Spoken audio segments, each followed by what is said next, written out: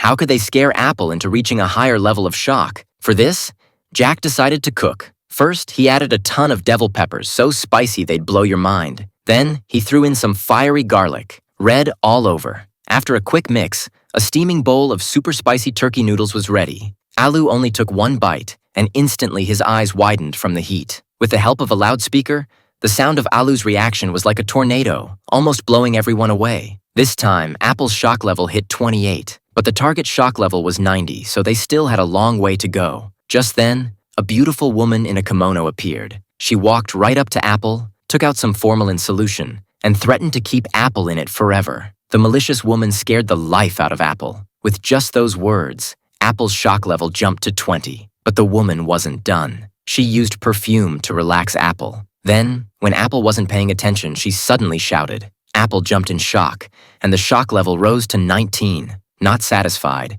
the woman kept up her scary tactics. Apple trembled in fear, and the shock level went up by 1 more point.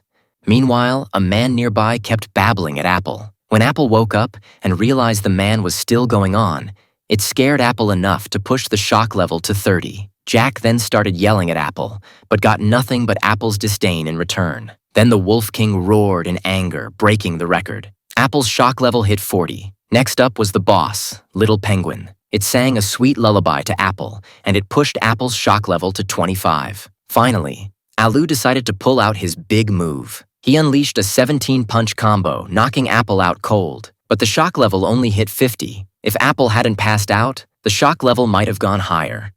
Alu was left wondering, what kind of powerful being could raise Apple's shock level to 90?